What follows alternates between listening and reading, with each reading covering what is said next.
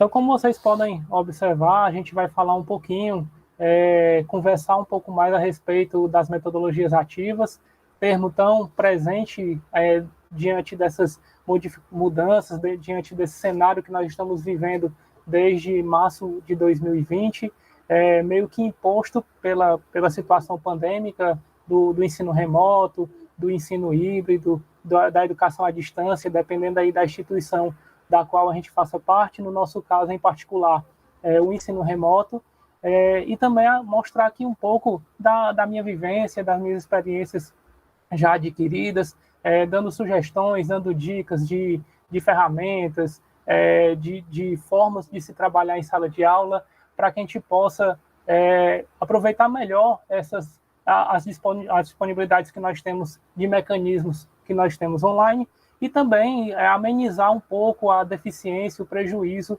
que essa pandemia acabou causando na educação de forma inevitável. Então, nosso intuito aqui hoje é falar um pouco dessas metodologias voltadas para o ensino remoto e do que é que a gente pode aproveitar dessas metodologias para a realidade em que nós vivemos, tá?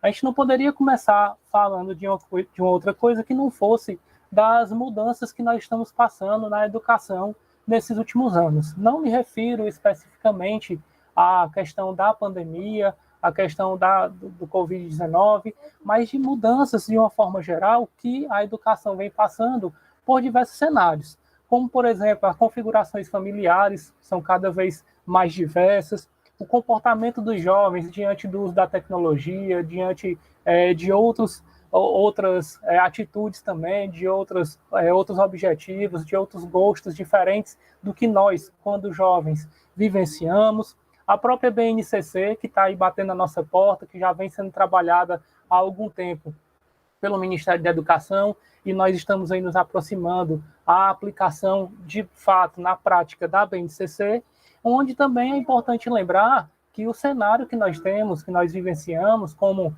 Instituto Federal, proporcionando ensino técnico, profissionalizante, até mesmo os níveis superiores de graduação, que a gente tem que pensar sempre no cenário futuro. Existe uma pesquisa da BBC que mostra que as 50 profissões mais importantes, das 50 profissões mais importantes que nós teremos nos próximos 50 anos, essas profissões ainda nem existem. Então, nós temos que estar preparados, nós temos que estar cientes que nós estamos preparando jovens, preparando até crianças, para um futuro em que nós mesmos ainda nem conhecemos. Então, é importante a gente sentar, debater, discutir, se apropriar das ideias que existem, para que a gente possa ter novas ideias e aí poder aplicá-las de uma maneira mais segura, mais confortável, mais consciente do que nós estamos fazendo. Como eu mencionei a vocês, nós temos como um dos principais motivos das mudanças na educação atualmente a BNCC, que ela traz, diante de vários conceitos, diante de várias teorias que ela prega, as competências gerais, que ao todo são 10, e aí eu gostaria de destacar dessas 10 competências gerais, as que se concentram da metade para frente, da 6ª à 10ª competência. Veja que, apesar das complicações, das dificuldades, de todo o cenário devastador que a pandemia nos obrigou a vivenciar, nós podemos ainda tentar ver que o fato de a gente ter sido forçado a trabalhar um ensino remoto, ou dependendo da instituição, um ensino híbrido, nós, de uma certa forma, já estamos, de uma forma ou de outra, às vezes inconsciente, às vezes até sem saber, trabalhando com algumas dessas competências gerais que a BNCC prega. Por exemplo, a cultura digital. Como nós estamos trabalhando com o ensino remoto, inevitavelmente nós estamos forçando, de uma certa forma, os nossos alunos a terem mais contato com a tecnologia, com o mundo digital. E aí faz parte da educação, também faz parte do nosso papel, mostrar para esse jovem como é que ele pode trabalhar de uma maneira correta, sabendo filtrar as informações que ele recebe nas redes sociais, nos sites vamos dizer assim, de subciência, que tentam distorcer o que a ciência traz, fundamentado em teorias, em pesquisa, em anos de estudo, tá? Então, inevitavelmente, a gente acaba trabalhando com essa cultura digital, com essa competência número 6 da BNCC. Outra competência também que a gente já pode trabalhar aqui naturalmente no nosso ensino remoto é a autogestão. O aluno ele precisa ter a gestão dos seus objetivos, do seu foco, do seu tempo. Então, ele precisa, naturalmente, para ele ter um sucesso no seu estudo, ter os seus objetivos alcançados, aprender a trabalhar com a autogestão do tempo, do seu espaço, da intensidade de estudo que ele precisa ter para ter sucesso nas disciplinas e assim por diante. A competência número 8, o autoconhecimento e o autocuidado, né? Como a gente está falando aí de uma situação pandêmica, o autocuidado com a saúde, o zelo quando ele for frequentar alguns lugares, de estar sempre se prevenindo, se precavendo, a questão do distanciamento social. Então, isso tudo já é uma forma de se trabalhar as competências gerais da BNCC no ensino remoto em que nós estamos vivenciando.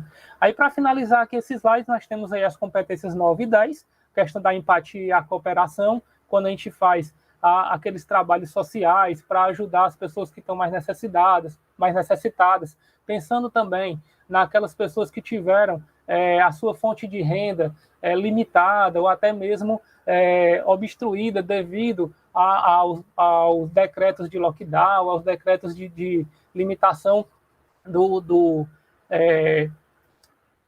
da limitação da circulação de pessoas, fechamento de lojas, de microempresas, de pequenas empresas, e a 10ª competência, que é a autonomia. O aluno ele tem aquela autonomia, ele naturalmente, diante do ensino remoto, ele precisa ter aquela autonomia de saber quando estudar, como estudar, de que momento é o mais adequado para ele, e saber reservar o seu espaço. Também tem a liberdade dos materiais, já que a internet disponibiliza aí inúmeras ferramentas que possibilitam o aluno ter acesso a mais informações, como vídeos no YouTube, sites de informações científicas, os próprios sites de notícias e assim por diante. Então, são competências que, apesar de a BNCC ter sido criada antes, ter sido começada a ser desenvolvida antes da pandemia, são competências que se encaixam perfeitamente para a situação em que nós estamos vivenciando hoje com o ensino remoto. É importante também lembrar que, de acordo com a BNCC, a mobilização de conhecimentos, habilidades, atitudes e valores para o desenvolvimento integral do indivíduo de forma ética para solucionar problemas e contribuir com a sociedade. Existem aí 3 pilares que a gente pode destacar que a BNCC prega na aplicação dessas competências gerais, que são os recursos, a didática e as concepções. Para que você possa aplicar as mudanças no ensino que eu mencionei no primeiro slide, você precisa aplicar a mudança em algum desses 3 pilares ou uma combinação deles. Os recursos, por exemplo, entra aí a questão da infraestrutura, entra a utilização de materiais didáticos, entra a utilização própria até dos recursos que você está utilizando, se você está utilizando materiais de laboratório, se você está utilizando uma aula expositiva, se você está utilizando recursos de games, de jogos em sala de aula, ou então na didática, na forma com que você aplica esses recursos, se você está apenas expondo, se você está utilizando outra metodologia em que o aluno também vai ser atuante, e nas concepções, naquelas coisas que você acredita, que o seu aluno acredita, que a instituição em que você trabalha acredita, tá? Cabe também salientar que a realização das atividades pedagógicas não presenciais, que é aquelas que nós estamos vivendo hoje, elas não se caracterizam meramente pela substituição das aulas presenciais, e sim pelo uso das práticas pedagógicas mediadas ou não por tecnologias digitais de informação e comunicação que possibilitem o desenvolvimento de objetivos de aprendizagem e habilidades previstas na BNCC, que é essa que eu estou apresentando para vocês. Currículos e propostas pedagógicas passíveis de serem alcançadas através dessas práticas. É muito importante a gente perceber que o simples fato de você estar transmitindo a sua aula, aquela mesma aula tradicional que você já aplicava no ensino tradicional, nas aulas presenciais, isso não caracteriza uma aplicação de metodologia nova, inovadora. Não significa dizer que você ali vai estar inovando na sua aula, mas se você está apenas replicando aquele modelo que você já aplicava antes, agora na forma digital. Você está transmitindo aquilo Aquilo que o aluno fazia sentado na carteira em sala de aula, hoje ele faz sentado na mesa dele em casa, olhando para uma tela. Então, isso não significa a aplicação e nem o cumprimento dessas competências que a BNCC prega, que os currículos mais modernos eles tanto pregam na nossa profissão. É importante lembrar que eu não estou aqui comparando um modelo com o outro, dizendo que um é melhor do que o outro. Não estou aqui enaltecendo a utilização dessas novas práticas pedagógicas e diminuindo e minimizando as práticas tradicionais. Mas é importante você entender que para que você possa julgar se aquela prática que você está aplicando é uma prática eficiente, se ela está atingindo o seu aluno da forma que a gente espera, se ela está fazendo com que o aluno consiga aprender da forma com que a gente espera. Não adianta você estar aplicando a sua prática, seja ela tradicional, seja ela dessas mais modernas, se você não está conseguindo fazer o seu aluno aprender. Então, o ensino e a aprendizagem, eles não são dissociados, eles são atrelados. Não existe ensino se não está havendo aprendizagem. É importante que você veja que mesmo no ensino tradicional, existem alunos que se adequam àquela metodologia. Existem alunos que conseguem se adaptar, que conseguem aprender diante da metodologia tradicional. Já outros alunos não. E é justamente por essa diferença que nós temos no nosso público, na nossa clientela, digamos assim, que nós precisamos aprender a personalizar esse ensino, a personificar diante das dificuldades apresentadas pelos alunos, diante da realidade de cada aluno. E é justamente essa personificação, essa personalização do ensino, aonde entra a aplicação do ensino híbrido. Ah, Giovanni, mas o tema que nós vamos falar hoje não é metodologias ativas e o ensino remoto? Sim, nós estamos trabalhando com o ensino remoto. Mas é importante lembrar que o ensino híbrido, assim como a educação à distância, assim como o ensino presencial, eles têm elementos que nós podemos aproveitar para o ensino remoto, que podem nos inspirar para aplicar no ensino remoto.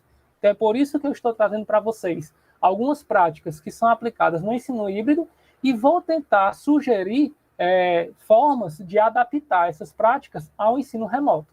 Outra coisa também que é importante que a gente lembre é que uma das etapas que nós temos das nossas ANPs é justamente o retorno gradual às aulas presenciais, passando aí, de repente, para o ensino híbrido. Existem alguns até especialistas da área de educação, bem conhecidos, bem considerados aí as suas teorias na área de educação, que consideram que nós não retornaremos às aulas presenciais da forma que era antes. Mesmo no ensino presencial, quando tudo isso acabar, quando a gente tiver, como o pessoal chama, o novo normal, o ensino híbrido ele vai estar presente. Então, é uma prática que a gente pode se apropriar, que a gente pode conhecer e, de repente, gostando e entendendo um pouco mais dessas metodologias, a gente pode ir pescando algumas dessas práticas, alguns elementos. Você não precisa aplicá-lo por completo, você não precisa aplicá-lo na sua totalidade, mas você pode pegar alguns elementos para tornar a sua aula mais dinâmica, para tornar a sua aula mais atrativa, mais eficiente em termos de atingir uma maior quantidade de alunos da sua turma e assim por diante. Então vamos começar definindo o que é esse tal do ensino híbrido, que tanta gente fala aí, a gente vê divulgado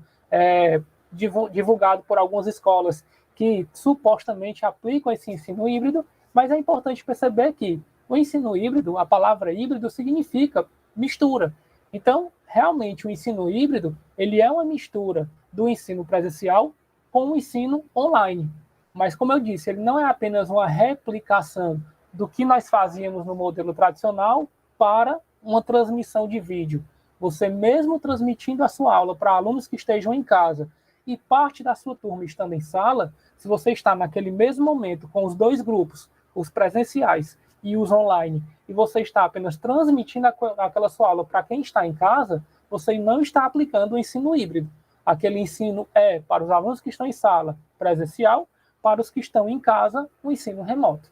Então, é muito importante que a gente tenha a concepção da definição do que seria o ensino híbrido. Portanto, o que seria esse ensino híbrido? É uma abordagem metodológica na qual o aluno aprende por meio do ensino online, com algum elemento de controle do estudante sobre o tempo, o lugar e o modo e ou o ritmo de estudo. Então, veja que o aluno que está online, o aluno que está em casa, ele precisa, para ser caracterizado o ensino híbrido, ele precisa ter um controle em pelo menos um desses 4 elementos. O tempo, escolher o melhor momento para ler aquilo que foi proposto, para assistir o vídeo que foi recomendado, para resolver a lista de exercícios que foi passada como atividade, o lugar, o espaço físico em que ele vai estar, até mesmo esse lugar pode ser interpretado como o dispositivo que ele vai utilizar, se é por meio do celular, se é por meio do computador, do tablet, da Smart TV ou qualquer outro dispositivo que possa ser conectado, no caso do ensino online. O modo, a forma com que ele vai fazer isso, se é através de leitura, se é através de assistir vídeo, se é através de resolução de exercícios, se é fazendo resumo, se é fazendo mapas conceituais, e o ritmo de estudo. Se ele vai ler aquilo todo de uma vez, se ele vai ler o texto em partes, se ele vai assistir um trecho do vídeo agora e o trecho em outro momento, se ele vai responder as questões ao mesmo tempo que ele assiste o vídeo. Então, se ele tiver o controle de pelo menos uma dessas características, essa já corresponde à parte online do ensino híbrido. Mas também ele precisa ter uma parte, um aprendizado presencial, em que ele aprende numa localidade física, supervisionada, ou seja, na escola. Então veja que as duas coisas têm que acontecer. Tem que ter o ensino online, tem que ter a parte do aprendizado online, em que ele vai ter o controle de uma dessas 4 características que eu mencionei, e também vai ter o aprendizado presencial, supervisionado, provavelmente aí pelo professor, pelo tutor, ou por algum componente da comunidade escolar, e esse ensino normalmente, essa parte presencial normalmente ocorre na escola, tá? Existe uma definição dada pelo professor Fernando Trevisani, que ele é um dos autores do livro que eu vou indicar para vocês no final dessa minha apresentação, um livro fantástico, que ele fala especificamente a respeito do ensino híbrido e traz vários exemplos de práticas aplicadas, não é só na teoria, são práticas aplicadas por professores no ensino fundamental e no ensino médio, tá? Esse livro em particular ele só traz práticas de ensino fundamental e ensino médio, mas que também podem servir de inspiração para o ensino superior, que é a nossa realidade aqui no Instituto Federal, tá? Então, ele define o ensino híbrido de acordo com os parâmetros internacionais, ele faz a sua visão da definição do ensino híbrido para os parâmetros internacionais como sendo a utilização de tecnologia digital no planejamento da aula com o objetivo de coletar informações sobre o conhecimento do assunto pelos alunos. De posse dessas informações, o professor analisa e planeja uma didática personalizada para atender às necessidades de cada grupo de estudante para a aula presencial. Veja que essa definição ela ainda é mais específica do que a primeira que eu passei para vocês. A primeira ela é mais geral.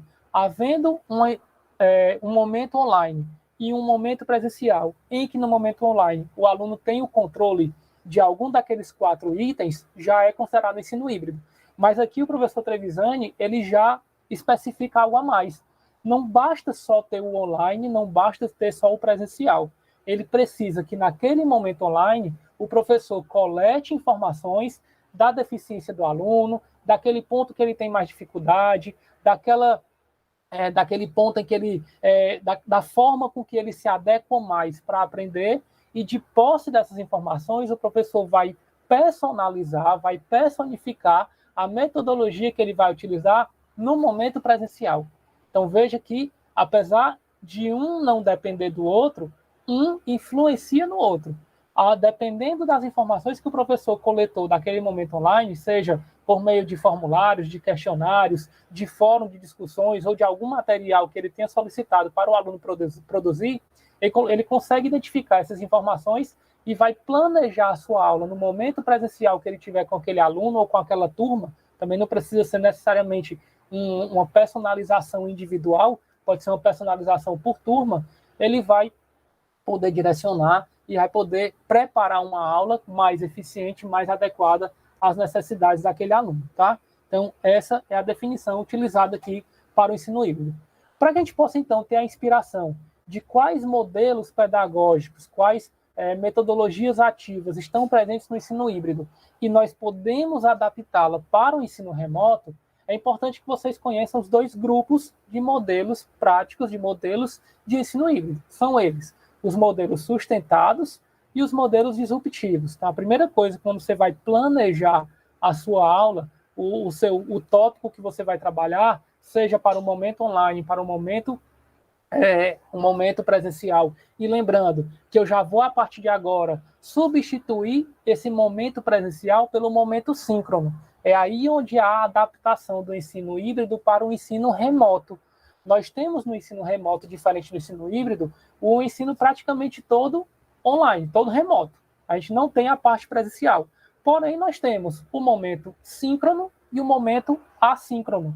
Então, o que no ensino híbrido ele prega como um momento online, aquilo que o aluno vai fazer em casa, através das tecnologias digitais, através do uso da internet, ou não, ele pode fazer isso até através de material prático, a realidade que nós vivemos, nem todo aluno tem à sua disposição internet de banda larga, dispositivos que permitam ele utilizar muitas ferramentas, e é essa realidade que eu quero trazer para vocês, algo que seja prático, que seja aplicável, e não uma coisa de outro mundo, uma coisa totalmente distante da nossa realidade. Essa parte à distância, essa parte em que o aluno não está sendo supervisionado, pode ser através de materiais físicos, não, que não sejam digitais, como, por exemplo, a leitura de uma notícia de jornal, a leitura de um texto, que ele pode pegar esse texto do seu próprio material didático, ou até mesmo de algum livro, de alguma propaganda, de algum local que ele tem à sua disposição, ou o próprio material didático. O professor ele pode, naquele momento que ele não está sendo supervisionado, pedir para que o aluno faça uma leitura prévia, faça um resumo, um apontamento, crie um mapa conceitual, faça um podcast, ou qualquer outro material, qualquer outro produto que ele possa ser elaborado baseado naquilo que o aluno tem à sua disposição, tá? E o momento síncrono, aquele em que o professor está presente, seria o momento em que o professor aplicaria aquelas práticas baseadas no que ele coletou de informações do aluno no momento assíncrono. Então, é essa adaptação que eu estou propondo do ensino híbrido para a nossa realidade, que é o ensino remoto. Enquanto que no ensino híbrido a gente tem um momento online, no ensino remoto nós temos um momento assíncrono. Enquanto que no ensino híbrido nós temos um momento presencial, no ensino remoto nós temos um momento síncrono, tá? E aí vocês vão ver que se apropriando dessas práticas, no começo parece tudo meio complicado, sempre que há mudança, principalmente nós professores, trememos na base, nós temos uma certa resistência, e eu digo também por experiência própria, nós temos uma certa resistência em passar por essas mudanças, mas se apropriando dessa prática, e como o próprio nome diz, praticando, você ficando cada vez mais dinâmico nessa utilização dessas metodologias, você vai ver que você vai, além de tornar o ensino mais prazeroso, vai tornar o aprendizado do aluno mais prazeroso e também vai tornar a sua aula muito mais produtiva, você vai conseguir trabalhar muito mais assuntos em sala de aula, você vai conseguir atingir aquele aluno que você não atingia com o ensino tradicional e assim por diante, tá? Então, essa é a proposta da adaptação. Vamos então entender qual é a diferença dos modelos sustentados para os modelos disruptivos. Os modelos sustentados, eles conservam as características das escolas tradicionais, ou seja, nós temos turmas divididas por salas, nós temos o trabalho de conteúdos, num determinado intervalo de tempo, nós temos aula de determinado assunto. Na próxima aula é um outro assunto, cada professor trabalhando com aquele assunto em particular, e assim por diante. Já os modelos disruptivos, como o próprio nome diz, ele vem para romper os paradigmas, ele vem para romper o tradicionalismo. Então, eles promovem outras possibilidades de aprendizagem, tá? E aí são métodos que são mais complicados, porque não envolve apenas o professor, envolve a proposta pedagógica da instituição, envolve o modelo pedagógico da rede da qual a instituição faz parte, mas que nós podemos também pescar alguns elementos que são interessantes para trazer para a nossa prática sem alterar a proposta pedagógica da instituição, tá bom? Então vamos conhecer aqui um pouco de cada um deles, começando pelos modelos sustentados, tá? Nos modelos sustentados, eu trouxe para citar para vocês 3. São eles: a sala de aula invertida, 2, o laboratório rotacional e 3, a rotação por estações. Vamos visualizar cada um deles separadamente para a gente entender um pouco melhor do que se trata.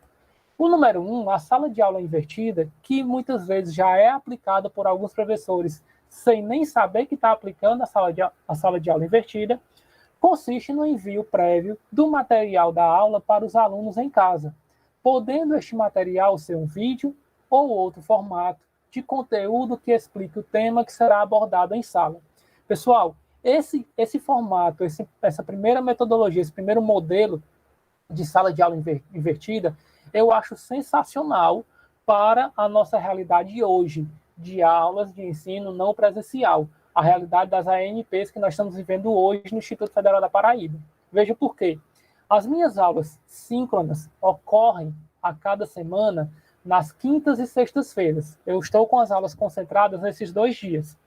Enquanto que a semana começa, para mim, para o meu tópico, para o meu assunto, quando eu faço o meu plano instrucional, eu não ponho a minha aula começando daquele dia do momento síncrono, e sim da segunda-feira desta mesma semana. Então, entenda, hoje é dia 13, terça-feira. Ontem foi dia 12. Ontem, dia 12, comecei um tópico com a turma que eu estou trabalhando agora. Este tópico, na hora que ele inicia, eu já disponibilizo na plataforma que nós adotamos aqui, que é, no caso, o Google Classroom.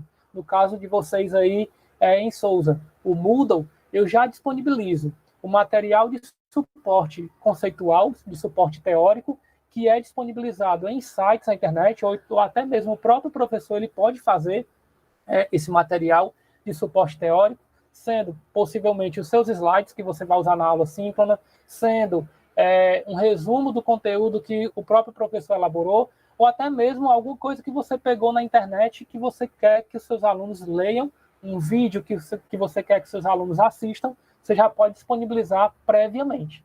Veja que, diferente do que nós tínhamos nas aulas presenciais, que, por exemplo, eu tinha turmas que eu tinha 4 aulas por semana. Hoje, com as ANPs, nós temos uma aula síncrona por semana. Todos os outros momentos são assíncronos. Então, a gente sabendo aproveitar bem esse momento assíncrono, a gente torna o momento síncrono muito mais proveitoso. E o que é que eu faço? Na segunda-feira da semana que inicia o tópico, eu já disponibilizo todo o material de suporte teórico para os alunos, de leitura, de vídeo, de tudo que eu quero que eles vejam. Quando chega na quinta-feira, ao invés de... Pode ser até um vídeo do próprio professor, ele pode gravar a aula e já disponibilizar na segunda-feira para os alunos já assistirem previamente. Quando chegar na quinta-feira, eu vou apenas tirar as dúvidas dos alunos. Eu vou apenas trabalhar com exercícios com eles. Eu vou apenas esclarecer aquele ponto que algum aluno ou outro possa não ter entendido. Mas para que isso seja caracterizado como ensino híbrido, adaptado ao remoto, eu preciso coletar informações do aluno.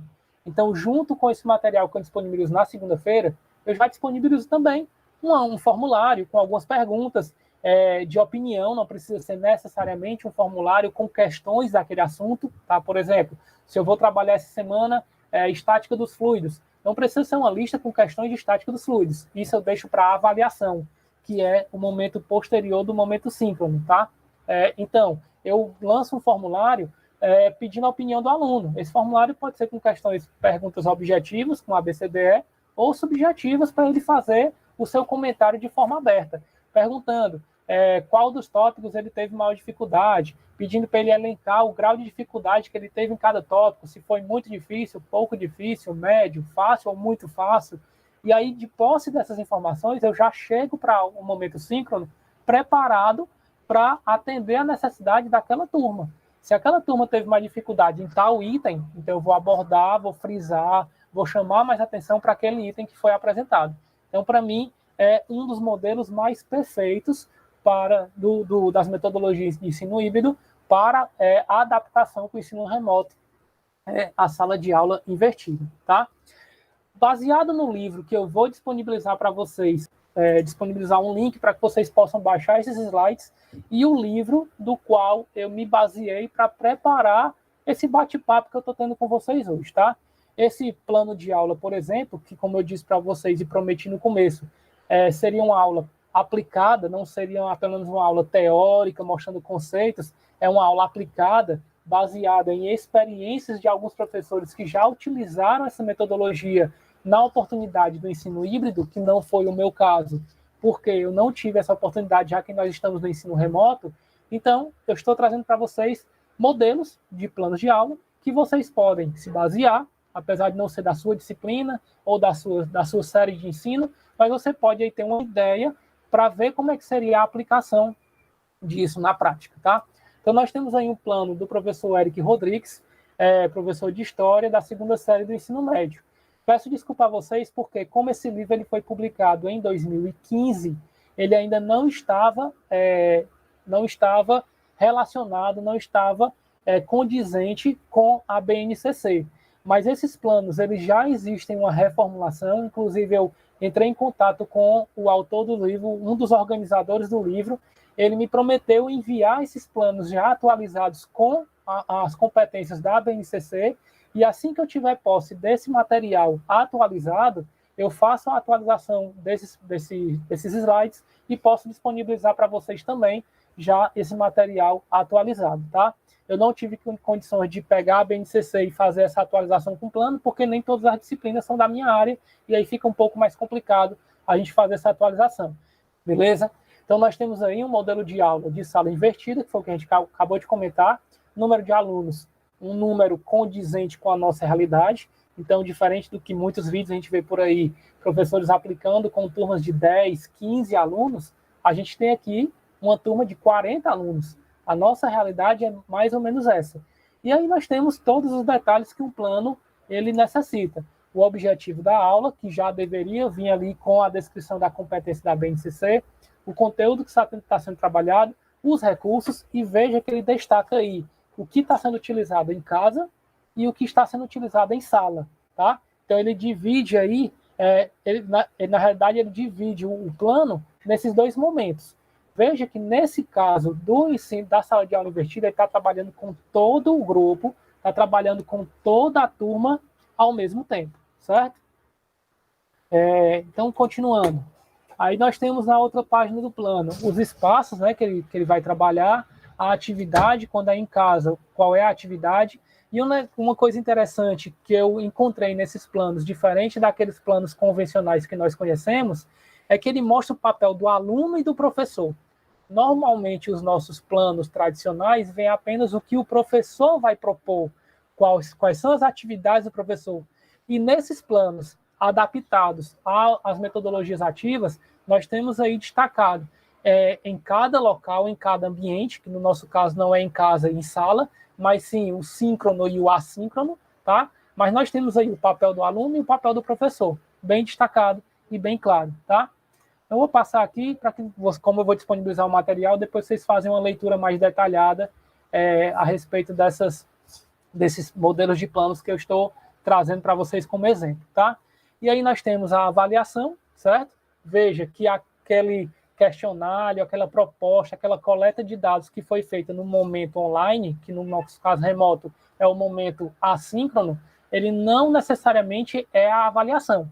Pode influenciar na avaliação, mas não necessariamente é a avaliação. A avaliação, ela é um outro recurso que vai ser agregado a esse primeiro questionário, ou vai ser um outro recurso totalmente independente desse primeiro questionário, tá certo?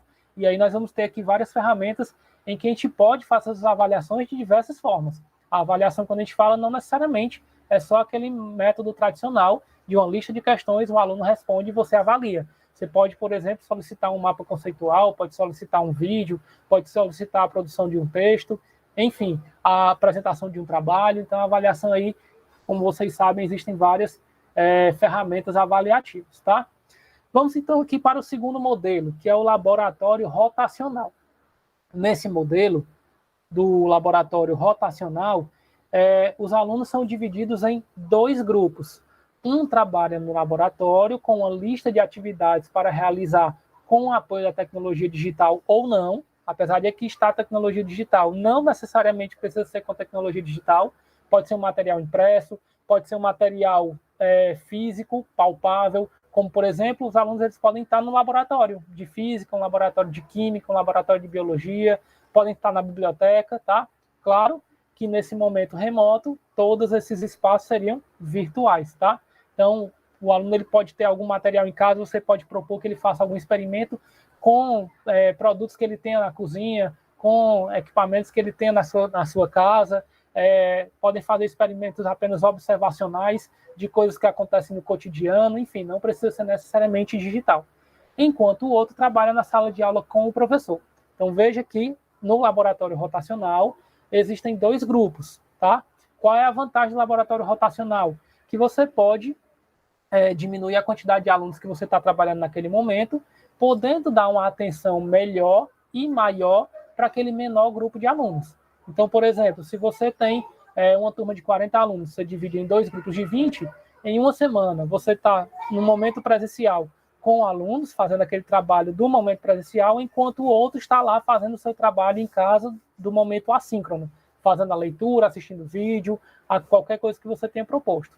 Na semana seguinte, inverte. Enquanto você está no momento síncrono com aquela turma que na primeira semana estava no momento assíncrono, agora você vai fazer aquele trabalho com esse segundo grupo, e o primeiro grupo que já teve um momento síncrono vai estar fazendo as atividades no momento assíncrono, tá? É interessante perceber que esses 2 momentos eles não podem ser dependentes um do outro. O momento assíncrono não pode ser dependente do momento assíncrono, até porque, dependendo da questão da cronologia, pode interferir. Então, se o momento síncrono depender do assíncrono, todos deveriam ter um momento assíncrono para depois ter o síncrono. E não pode ser assim. A proposta do laboratório rotacional é que esses 2 momentos possam ocorrer tanto o síncrono primeiro e o assíncrono depois, como vice-versa, tá? Então, existem propostas para esse laboratório rotacional também. E detalhe, esse laboratório rotacional ele pode ocorrer dentro da aula síncrona ou pode ocorrer em momentos distintos. Por exemplo, se você tem aula, o momento síncrono na quinta-feira, como é o meu caso, de 9 às 10, você pode dividir aquele tempo em 30 minutos, tá? Então, de 9 a 9h30, eu estou com um grupo no momento síncrono e o outro está fazendo leitura, fazendo a atividade proposta para o momento assíncrono. A partir de 9h30, inverte. Você dispensa aquela primeira turma para fazer a outra atividade assíncrona e chama a turma que estava na atividade assíncrona para o momento síncrono para realizar aquela atividade. Ou, como eu disse, pode ser por semana, tá? Então, fica a critério aí do professor.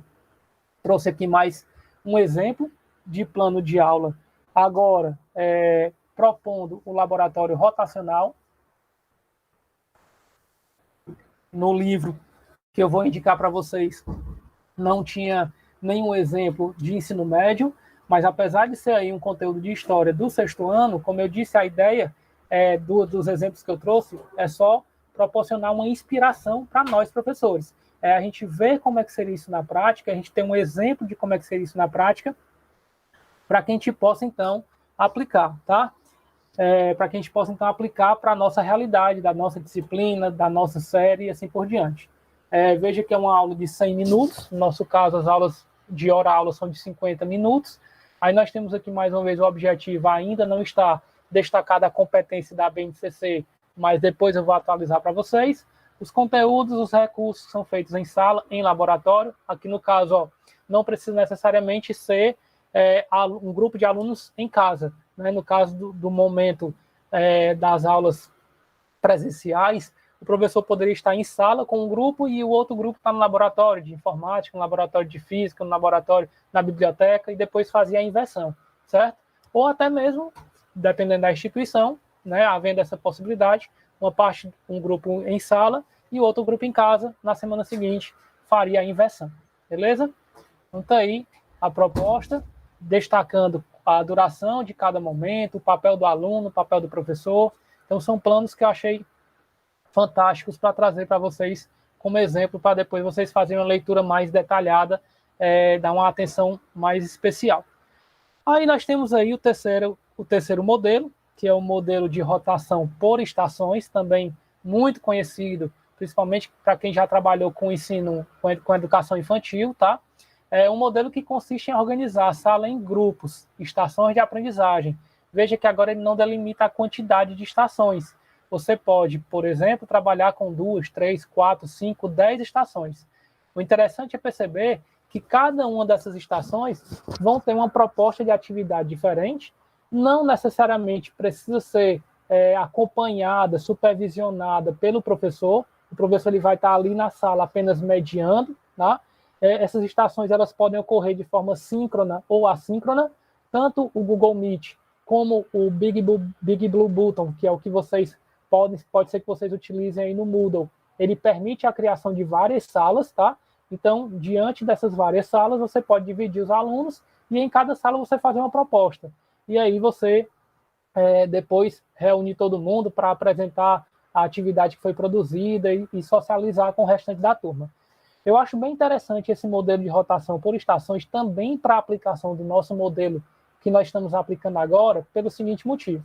Uma das maiores reclamações de todas as reuniões, desde quando eu era ainda de Souza, até hoje que eu estou aqui de Patos, uma das maiores reclamações que eu recebo dos alunos, não da minha prática em si, mas que eu acabo também me incluindo, porque eles acabam não nomeando, não indicando quem é o professor que gerou aquela reclamação, aquele questionamento dos alunos, a respeito da quantidade de atividades propostas. Muitos alunos reclamam que os professores estão passando muitas atividades, é muita coisa para fazer e tarará, tarará. E realmente, nós professores e eles também como alunos, assumimos responsabilidades que muitas vezes que nós não tínhamos antes desse momento pandêmico. Por exemplo, muitos deles passaram a ter que cuidar dos irmãos, cuidarem dos avós, coisa que era responsabilidade muitas vezes dos pais, ou até mesmo de outra pessoa, de outro familiar, e que por eles terem que trabalhar e apenas eles, jovens, ficarem em casa, terem mais responsabilidade do que os irmãos mais novos, ou até mesmo terem mais condições de executar os afazeres de casa do que os idosos, eles acabaram assumindo essas funções. Muitos até a responsabilidade financeira da sua casa. Então, agregado a isso, o ensino integral que nós propomos no Instituto Federal, isso gera realmente um acúmulo de atividades muito grandes para, teoricamente, jovens que eram para estar ali dedicados exclusivamente ao ensino, tá? E que estavam habituados a um modelo de ensino e tiveram que rapidamente se habituar a outro. Então, qual é a proposta que eu tenho, qual é a sugestão que eu dou para o uso das rotações por estação? Se você vai passar para cada tópico, por exemplo, 4 atividades, aqui um chute bem alto, ok? Se tiver professor que está passando mais do que 4 atividades por tópico, aí eu acho muito, mas, enfim, você adapta para essa quantidade de atividades que você propõe. Ao invés de você pedir para todos os alunos responderem as 4 atividades em todos os tópicos, você divide por estações. Então, a sua turma, por exemplo, tem 40 alunos, você divide em 4 grupos de 10. Naquele tópico 1 dos assuntos que você vai trabalhar no semestre, o grupo A vai fazer a primeira atividade, resolver a lista de exercícios. O grupo B vai fazer a segunda atividade, criar um mapa conceitual. O grupo C vai fazer a terceira atividade, que é elaborar memes para serem postados nas redes sociais daquele assunto que está sendo trabalhado. E o grupo D vai criar um podcast daquele assunto. Veja que você está trabalhando ali com algumas competências. Tudo bem que o grupo A está trabalhando com aquela competência de resolução de exercícios, o grupo B com aquela competência do mapa conceitual, o grupo C com aquela competência de criação de memes, de criatividade, e o grupo D com a competência da elaboração do podcast, da síntese, da análise do problema, para poder transformar aquilo em uma exposição da forma com que ele compreendeu. Mas em um outro momento, no outro tópico, você faz a rotação. O grupo A, ele vai, ao invés de fazer a mesma resolução da lista de exercícios, vai fazer agora o mapa conceitual. O grupo B, que antes fez o mapa conceitual, agora vai fazer os memes. O grupo C. Então veja que não necessariamente pelo fato de você ter mudado a atividade que você proporcionou, que você propôs para os alunos, você está deixando de fazer com que ele aprenda. Porque além de ele produzir aquele material, você pode ter um momento para que ele e a sua equipe apresente para o restante da sala, mostrando os resultados obtidos, os resultados colhidos.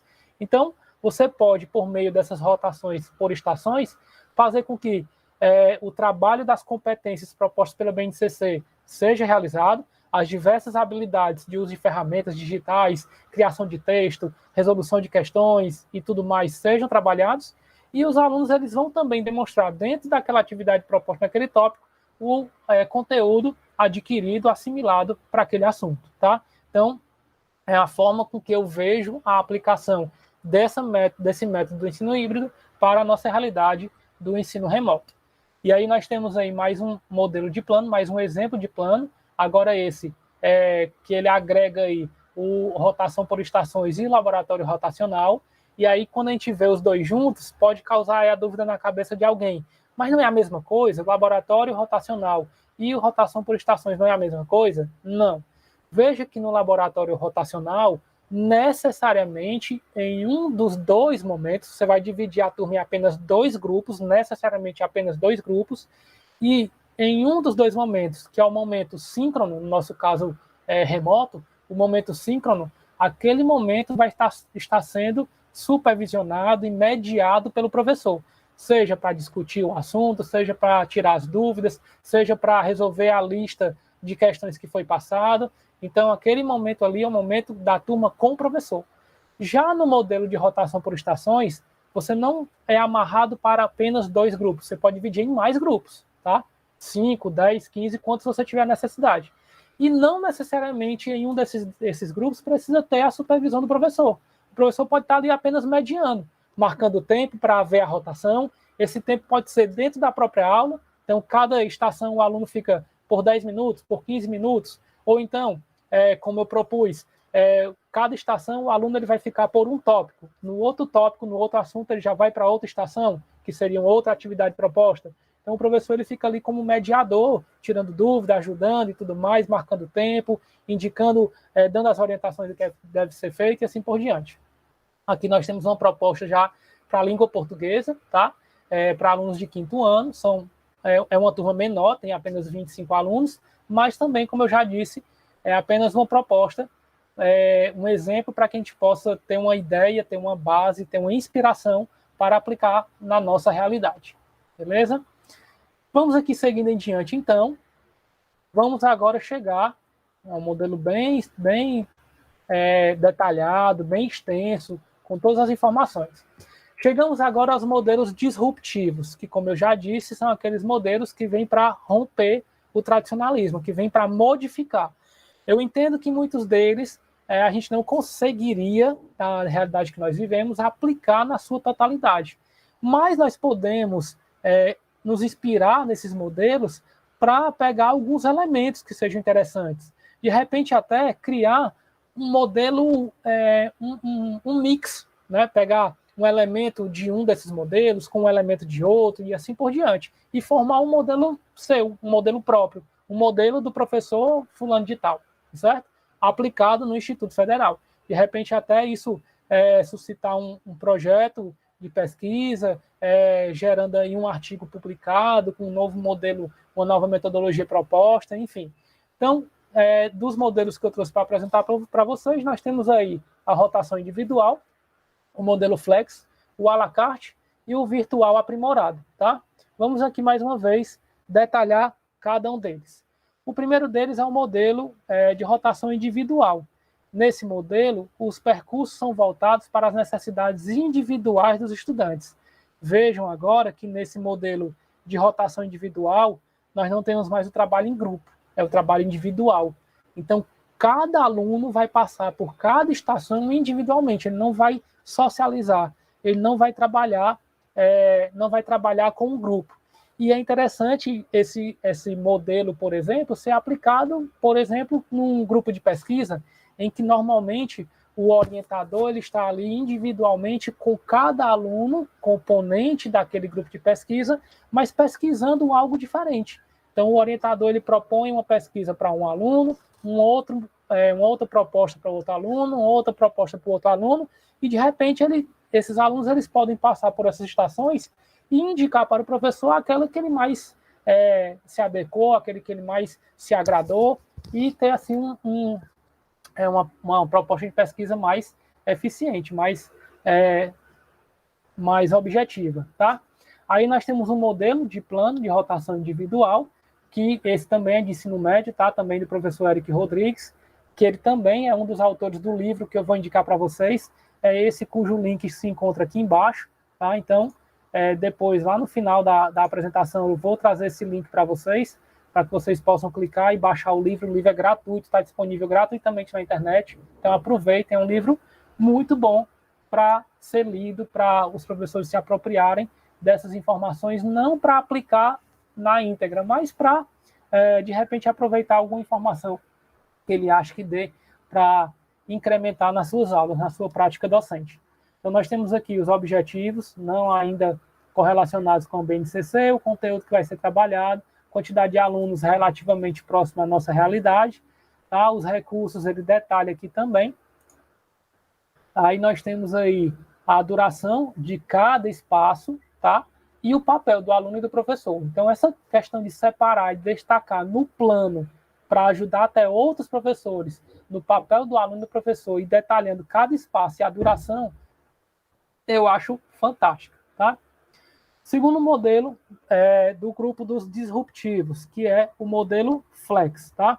É o mais usual nas escolas durante a pandemia. Olha só, talvez você esteja usando o modelo Flex e você nem se deu conta, simplesmente pelo fato de não ter o conhecimento, de não ter a leitura dos modelos de metodologias ativas que nós temos à nossa disposição.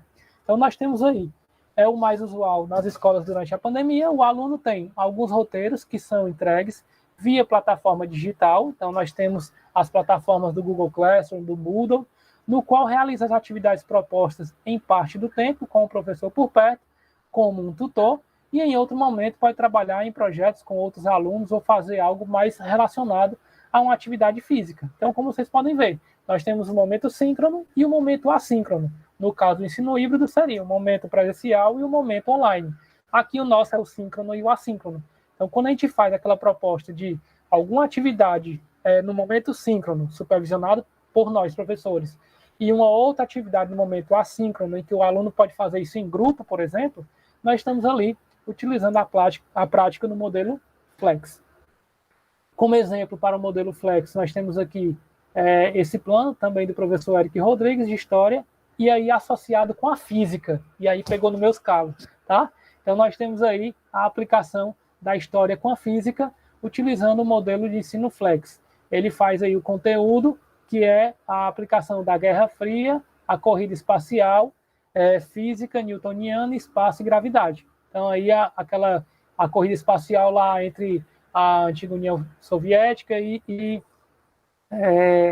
os Estados Unidos, que ocorreu durante aquele período da Guerra Fria, e aí a aplicação das leis de Newton dentro do lançamento de foguetes e assim por diante. Ele faz aí esse trabalho unindo a história com a física, tá? Ele faz o detalhamento dos recursos com a aplicação de um jogo, tá? Nós temos aqui a aplicação de um jogo dentro do trabalho, então a gamificação, ela também é uma possibilidade de incrementar esses modelos que eu estou apresentando para vocês.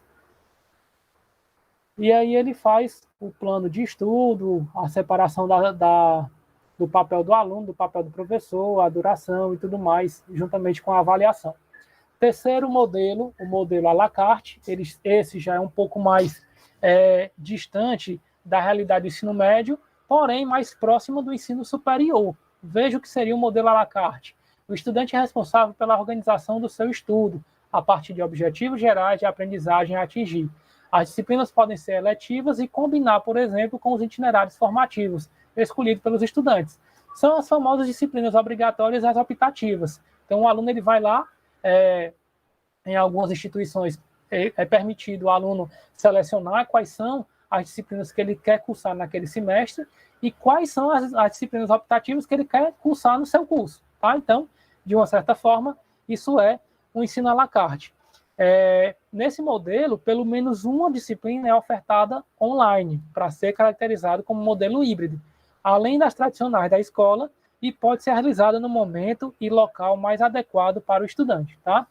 Nesse modelo, eu não tenho nenhum exemplo de plano, tá? Então, fica aí a cargo de vocês, se vocês tiverem alguma sugestão, alguma aplicação para o modelo à la carte. Como ele já é bem próximo do ensino superior e a maioria da gente, de nós professores, conhecemos, então, fica aí mesmo naquele critério do ensino semipresencial, por exemplo. Ao invés de ser uma educação à distância, seria um ensino semipresencial. E aí o quarto e último modelo que eu trouxe para vocês é o virtual aprimorado, que o aluno tem todas as disciplinas, diferente do à la carte, que pelo menos uma tem que ser online, as outras são presenciais. No virtual aprimorado, todas as disciplinas ofertadas são online. E vai para a escola uma ou duas vezes por semana para realizar projetos, debates, discutir o que foi estudado online. Além disso, o presencial é utilizado como acompanhamento de como estão caminhando as aprendizagens. Agora, pessoal, um detalhe muito importante. Não pode se confundir o modelo de prática do ensino híbrido, denominado virtual aprimorado, com a educação à distância. A educação à distância que nós conhecemos é aquela em que os alunos eles têm os momentos online, tem os momentos síncronos, assíncronos, um momento de tutoria, e uma vez por semana, uma vez por bimestre, ele vai para a instituição, ele vai para o polo, para poder ter aquele momento com o tutor presencial, ou com o professor formador, dependendo aí da prática da instituição que está ofertando aquele serviço. Veja que o fato de ele estar no online e ele ir uma vez por semana fazer aquilo que ele poderia fazer no online não caracteriza um modelo virtual aprimorado. O fato de ele ir para a sala de aula, para ele ter uma aula expositiva, o fato de ele ir para uma sala de aula para ele responder uma prova presencial não caracteriza um modelo virtual aprimorado. O modelo virtual aprimorado, ele tem essa divisão online e alguns encontros presenciais, mas o encontro presencial ele tem uma justificativa, ele tem uma fundamentação de propor, por exemplo, uma atividade prática naquele grupo de estudantes que não poderia ser feito no online. No nosso caso do remoto, como é que a gente poderia adaptar isso? Nós teríamos o ensino praticamente todo remoto, todo assíncrono, que diga, tá? Então, um ensino praticamente todo assíncrono, propondo aí leituras, vídeos, videoaulas, resolução de exercícios, e o momento síncrono seria aquele momento em que o aluno ele não consegue fazer de forma assíncrona. Então, a aplicação de um game de competição entre os alunos. Como é que você vai fazer os alunos competirem se um está acessando de manhã, o outro à tarde, o outro à noite, o outro nem acessa? Então, é necessário que todos estejam ali naquele momento síncrono ao mesmo tempo para realizar aquela atividade, com o objetivo de verificar o aprendizado dos alunos das leituras propostas, verificar o aprendizado do aluno dos vídeos indicados, discutir a opinião dos alunos daquela situação, problema indicada, e assim por diante. Então, isso é o que caracteriza e diferencia o virtual aprimorado da educação à distância, também conhecida pela gente como EAD, tá? Aí vem na cabeça da gente aquela problemática. Diante de tantas ferramentas que nós temos à nossa disposição, nós mesmos aqui no Instituto Federal temos as ferramentas do Google Suite à nossa disposição. Nós temos também o Moodle, que tem diversas possibilidades, diversas ferramentas, fora todas as outras que não estão nem no Google Suite, nem no Moodle. Diante de tantas possibilidades, qual ferramenta escolher para aquela metodologia que eu escolhi, que eu resolvi abordar na minha aula? E aí eu trago como sugestão, para facilitar a escolha dessa ferramenta, isso não vai ser a solução do problema, mas a tentativa aqui é facilitar, sugerir, inspirar os professores, eu trago aqui a taxonomia de Bloom, que para quem não conhece, a taxonomia de Bloom é uma teoria que é um modelo, na realidade, pedagógico, na realidade, da psicologia, que já existe há algum tempo, tá? Foi criada aí em 1948, foi publicado em apenas 1956, e hoje ele está em mais evidência do que nunca. Na realidade, particularmente, eu já conheço a taxonomia de Bloom desde 2012, por volta de 2012, porque eu utilizei essa teoria na minha dissertação de mestrado, no produto que eu desenvolvi no meu mestrado. Para quem não sabe, o meu mestrado ele teve como pesquisa, como objetivo de pesquisa, a aplicação da teoria de resposta ao item, que é aquele método de mensuração de cognitivo dos alunos, utilizado pelo Enem e outros também procedimentos avaliativos, aí, como o ENAD, até outros processos seletivos, e utilizar a TRI nas salas de aulas que nós temos, ou seja, em pequenas amostragens. Como o Enem e o ENAD ele tem uma amostragem muito grande, existe a possibilidade da aplicação prévia, da pré-aplicação das questões para fazer a classificação como uma questão fácil, média ou difícil. No meu caso, eu tive esse problema. Como é que eu ia classificar as questões para aplicar uma avaliação para os meus alunos? Toda questão que eu fosse aplicar, eu ia ter que pré-testar, então eu ia ter que ter um banco de questões imenso, e isso ia demorar muito tempo. Então, que não é a nossa prática. Então, eu utilizei a taxonomia de Bloom para classificar as questões que eu quero utilizar naquela minha avaliação. E aí é justamente isso que ela faz. Ela escalona alguns níveis cognitivos dos alunos, onde ele faz aquele escalonamento agregando, relacionando com o nível de dificuldade. Então, essa taxonomia ela foi criada, como eu disse, lá em 1948.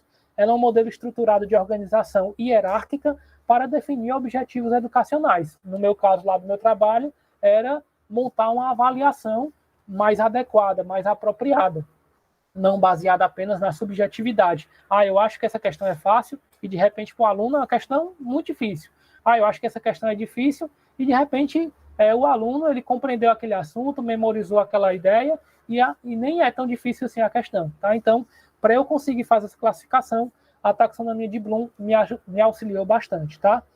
Como eu já disse, ela foi criada em 48, publicada em 1956, e em 2001 ela foi revisada, propondo uma correlação dos processos cognitivos, como eu já falei, com verbos, para facilitar a associação de ações para as habilidades intelectuais, da mais básica à mais complexa, dentro do processo de aprendizagem. Então, o que é que eu fiz? Qual foi a minha proposta no meu trabalho? Quando a gente vai elaborar um item, quando a gente vai utilizar um item, as questões que a gente chama nas avaliações são chamadas de itens, a gente geralmente tem na questão, no texto base da questão, tem um trecho lá denominado de comando. E esse comando, ele é baseado no verbo. Você vai dizer para o aluno o que ele vai fazer. Então, baseado no verbo que foi utilizado, a gente consegue ter uma prévia, não dá 100% de certeza, mas consegue ter uma prévia da classificação do nível de dificuldade daquela questão. Então, se você pedir para o aluno, por exemplo, classificar, destaque, denomine, você está ali utilizando o nível mais básico do conhecimento do processo cognitivo do aluno. Então, é uma questão classificada como fácil. Mas se você pede para o aluno calcular, interprete, aí você já vai estar no nível mais complexo, porque de acordo com a taxonomia de Bloom, para que você vá subindo essa escala hierárquica, você tem que se basear na escala anterior. Então, por exemplo, você não consegue compreender sem antes lembrar daquela informação. Você não consegue aplicar sem antes lembrar da informação que foi aprendida, compreender o que a questão está propondo para poder aplicar. Então, essas escalas elas são acumulativas e, por isso, elas são, a cada nível, mais complexas em termos de cognição, tá certo? Aí, para a gente poder entender um pouco mais de cada uma delas, eu vou destacar aqui, tentar aqui ser o mais breve possível, cada um desses níveis hierárquicos. O primeiro deles é o nível lembrar, tá? Em que nesse nível hierárquico, o nível lembrar, as atividades de aprendizagem que demandam habilidades para identificar, reconhecer, recordar informações e, assim, situações de aprendizagem anteriores e resgatados pela memória de longa duração. Então, são aquelas velhas questões que nós chamamos de decoreba, ou seja, que ela exige do aluno apenas a memorização daquele conteúdo. Então, uma data, um nome, um local, um acontecimento, uma fórmula. Se ele simplesmente tiver que lembrar daquela definição, daquela fórmula, ali é uma questão que exige o menor nível de conhecimento do aluno. É a questão classificada, de acordo com a taxonomia de Bloom, como mais simples. Subindo aí o nível, nós temos o compreender, que é uma habilidade para entender a informação e interpretar a mesma ideia de maneira própria, utilizando o conhecimento já adquirido. Então, primeiro ele tem que lembrar, tem que ter esse conhecimento adquirido para depois compreender aquilo que está sendo proposto. Subindo mais um nível, nós temos o aplicar, onde ele desenvolve a habilidade para selecionar a informação, demonstrá-la, que empregava em situações concretas de aprendizagem. Então, como eu disse, ele vai aplicar aquilo que ele compreendeu baseado naquilo que ele aprendeu. Então, ele está acumulando esses 3 níveis aí cognitivos. A análise, né, que é o relacionado ao verbo analisar, a habilidade para decompor a informação em partes, organizando e definindo como essas partes estão relacionadas. Então, quando você pede para o aluno fazer uma demonstração, quando você pede para o aluno fazer uma justificativa daquela resposta, você está pedindo para ele fazer uma análise, tá? A avaliação, que já é relacionada ao processo da síntese, é a habilidade para elaborar julgamentos baseados em critérios, padrões, normas, representando os processos cognitivos mais complexos. Então, ali ele vai avaliar o aprendizado dele, ele vai fazer a síntese, ele vai elaborar o julgamento, ele vai julgar aquela situação, problema, baseado em tudo aquilo que ele fez antes, no conhecimento adquirido, na compreensão do problema, na aplicação, na análise que ele fez, e aí ele dá faz a avaliação dele. E a criação é quando ele vai para o processo já mais criativo, né, um processo de criatividade. É a habilidade para configurar algo novo, o novo modelo, quando a estrutura, uma nova solução a partir de dados, informações e conhecimentos apreendidos, tá? É quando o aluno ele vai criar algo novo, tá? E para que a gente possa, então, entender o que é que essa taxonomia de Bloom tem a ver com a minha fala de hoje, nós temos aqui o último slide, que é onde eu fiz aqui uma coleta de algumas ferramentas que nós temos à disposição, tanto na plataforma Google Suites, como também no Moodle, onde a gente vai poder aplicar cada uma delas. Ah, Giovanni, mas eu estou vendo aí que algumas dessas ferramentas elas estão aplicadas em níveis hierárquicos diferentes. É porque não é a ferramenta que faz o grau de dificuldade da aplicação de acordo com a taxonomia, mas sim a prática que o professor faz. Por exemplo, o Google Forms, você pode aplicá-lo de forma a cobrar apenas o conhecimento do aluno. Pode você também aplicar propondo situações em que, além do conhecimento, o aluno tem que compreender. Pode propor situações em que o aluno, além de mostrar o conhecimento, ele compreenda a situação, o problema, ele tem que aplicar o que ele aprendeu. Então, todas essas ferramentas que estão aí repetidas, vai depender da prática do professor, na utilização daquela ferramenta, na proposta que ele faz para o aluno, para tornar a exigência do grau de cognitivo do aluno maior, mais complexo ou mais básico, tá? Mas, para fechar, deixar aqui as referências em que eu me baseei, né, para montar essa apresentação para vocês. O site da revista Nova Escola, já bastante conhecido aí pelos educadores. O canal YouTube Design Disruptivo, que me ajudou na seleção desses aplicativos e elencá-los em cada nível hierárquico da taxonomia de Bloom. E, como eu venho prometendo desde o começo da minha fala, um livro, né, que está disponível gratuitamente, é um livro que foi desenvolvido aí, está sendo disponibilizado pela Secretaria de Educação de Sobral, que, inclusive, nesse momento, está realizando um curso, o nome do curso é esse, Curso de Tecnologia na Educação, Ensino Híbrido e Inovação Pedagógica. Esse curso ainda está com inscrições abertas, eu super indico, eu, inclusive, estou fazendo esse curso, tá? É um curso de 180 horas, quase que uma especialização, na verdade, um curso de aperfeiçoamento, e aí eu indico vocês se inscreverem, se não quiser se inscrever, pelo menos ir atrás das palestras que ocorrem semanalmente, toda sexta à tarde e sábado. Todas as sextas e sábados estão ocorrendo palestras com temas relacionados ao ensino híbrido, à educação à distância, ao ensino remoto, aplicações do nosso fazer docente e assim por diante, tá? Então, ficando por aqui, mais uma vez, muito obrigado pelo convite, pela confiança, pela atenção de todos vocês. E tá aí meus contatos, caso você queira nos seguir aí no Instagram, nas redes sociais, ou mandar a sua dúvida, sua sugestão, seu comentário através do e-mail, ok? Obrigado